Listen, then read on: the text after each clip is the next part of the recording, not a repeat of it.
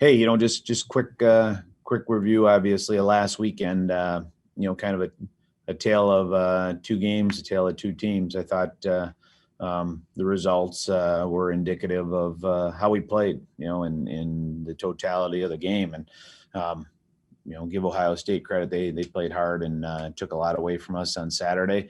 I thought we did a much better job responding on Sunday afternoon and played a pretty good game. And it was, I guess best way to describe it is I did not enjoy watching the game Saturday night, but enjoyed watching the replay on Sunday night and going through and doing my edits for meetings and evaluation. So, that's the big thing is, hey, we got to, figure out a way to play that hard every night. And it doesn't guarantee win, but it guarantees you a chance to get the win. And you got to give yourself that chance every night. So something we're trying to figure out, and it's certainly in the room, but I was impressed with the guys' bounce back. I was impressed with the effort and the attitude and the physicality and the speed and the passing that we played with on Sunday. And hopefully we'll see more of that. And we started working on that yesterday and we'll work on it more today. All right, go ahead and put your questions in the chat.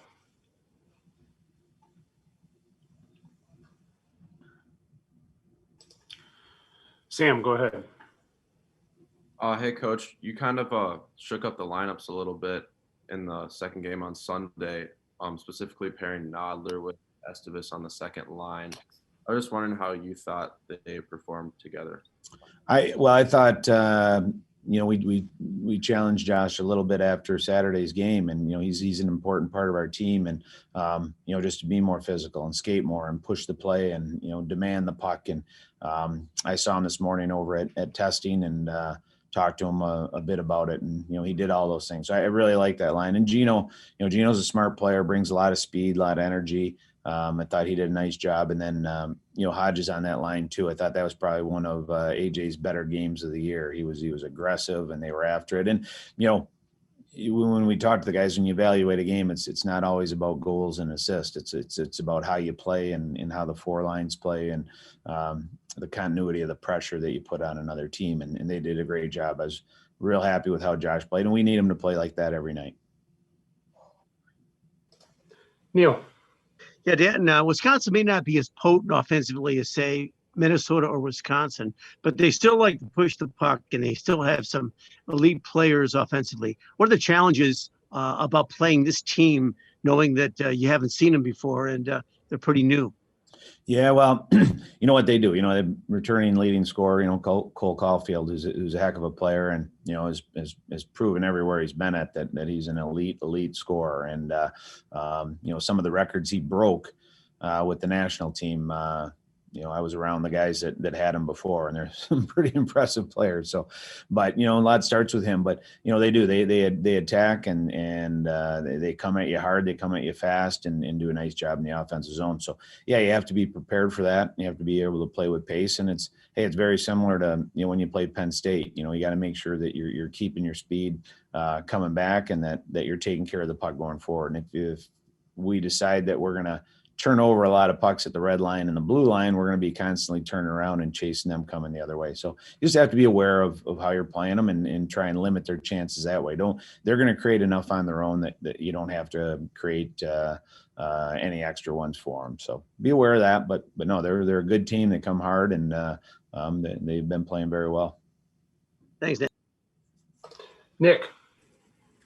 Coach, when you think about watching film from Saturday and being happy with what you saw on Sunday, what type of ways do you hope that your guys can kind of be prepared to bring that Sunday energy throughout the season?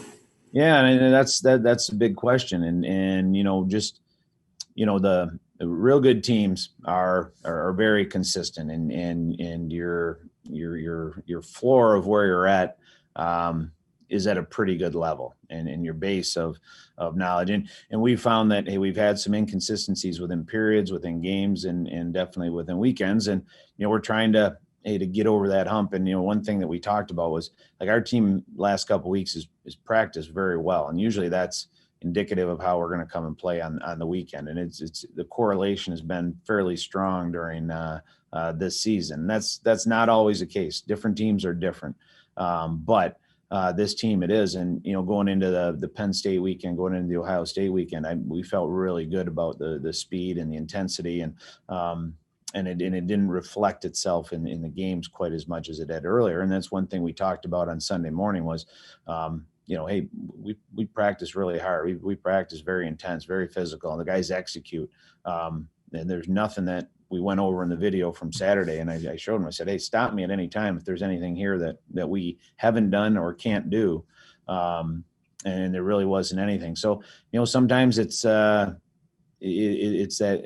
mental hurdle that you have to get over, and you remove a little doubt, and you have a little bit more belief, and you say, hey, you know what, we can do these things. And then it wasn't that I didn't. I mean, it was night and day, the difference. I mean, just in terms of even the passing and execution on the routes and doing things. And we talked about this a little after the game. Just 5 guys working as a unit. I'd look at our forecheck, and I'd be lucky if I could find the second forward. Whereas Saturday night Sunday afternoon, I could find all 5 guys in the video. So, it's just sometimes it's just hard work and determination, and a little bit of application and a whole lot of perspiration. So hey, you try and find it. These are, and we're in weird times and uneven schedule, and there's a lot of excuses, but at the end of the day, those aren't worth anything. It's we've shown what we can do, and we gotta start hitting this 60 minutes every night, and that has to be your floor. That has to be the barrier to entry, not, hey, let's see what happens. Let's go make something happen. One quick follow-up. When you think about the preparation and perspiration, like you were just saying, it comes to the mentality of maybe having a younger squad. Does that come into play of coaching them up to have that floor and that baseline that you were just discussing?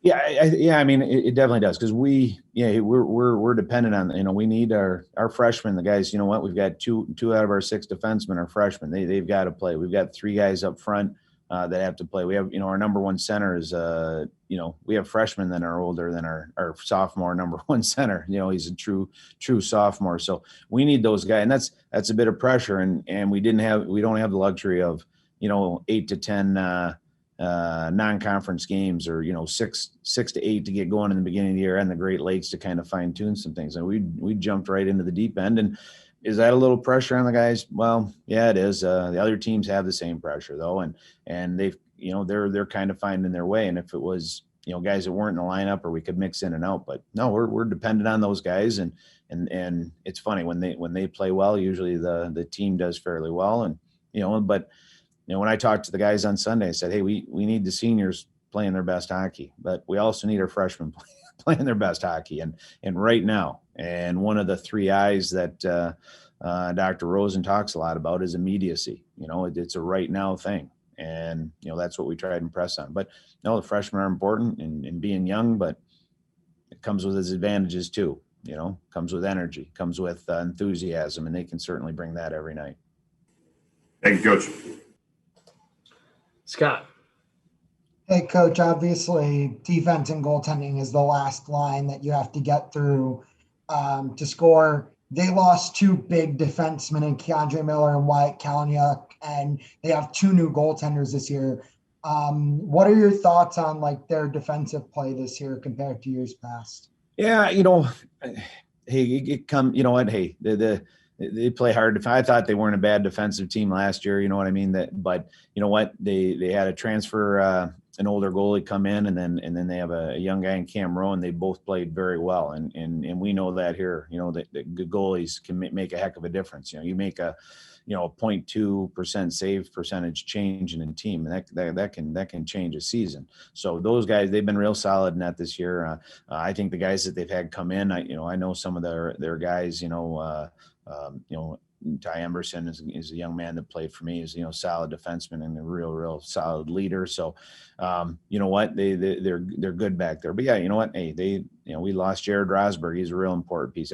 That's college hockey. You lose guys to pro hockey, but I think the guys they filled in. I like their core. They move the puck. They defend. They're big, they skate. So no, hey, every team in the Big Ten is, hey, some of us are better at certain things and other teams are better at other things, but there's not a lot of holes in any of the team, and their goaltending, their defense has been very good for them this year. Neil. Dan, you talked a little bit about Jagger Joshua on Sunday, and I know he's become quite the impact player recently. Where do you see his upside over the next last part of this season and the next 2 seasons as he develops into a pretty much of an all-around type player? Yeah, he's got his ceiling is pretty high, and I think there's he brought a lot to the table last year, and he kept adding things. I think he skates better. I think he got good in the weight room. He's much stronger. He worked on his shot, so those things are better. His puck protection. So I think he just keeps adding things to his game, and probably the most improved part that I see is just the mentality of how to work through a game and how to, he's a guy that's going to get under the other team's skin, and the importance of those players. What they really have to learn is that if you let the other team get under yours as much as you get under theirs, that it's really a net negative. If you can control that situation, either control your emotions or they control you. And he's doing that. And that's leading him into a bigger leadership role. And he's starting to be a little bit more vocal. And it's a real interesting maturation process that he's going through. But on ice, he's got a lot. He worked his way into the penalty kill last year, did a great job. He's really good at that. His angles, his stick, his recoveries are tight. And then, hey, we've been putting him on the power play lately, and he's done a real nice job in front. And that's, he scored the one that they disallowed, but he's going to get some plays there, and he ties stuff up. So he's just kind of adding to his role. And that's what I want to see out of him is that continued focus on, understanding the details of the game and the importance of every little thing he does. And if he's going to get, not a lot of guys are 5-on-5 penalty kill and power play, and he's worked himself into that, and that's a tremendous thing. And but he's an impact player, and it's not always on the score sheet, as I was saying earlier. That doesn't have a lot to do with his game, but I think those things will start coming, and he's a big part of our team. And as a follow-up, and I know you don't discuss specific about injuries, but are you hopeful that you could have Charlie Combs and Cole Krieger available this weekend? Yeah, I'm hopeful. My plan is that both of them will be on the bus on Thursday morning. So that's where we're at. And, they progress through it, and, if it's the right time, it's the right time. If not, then we'll hold them up. But yeah, I'm hopeful. I'd like to see them both in there.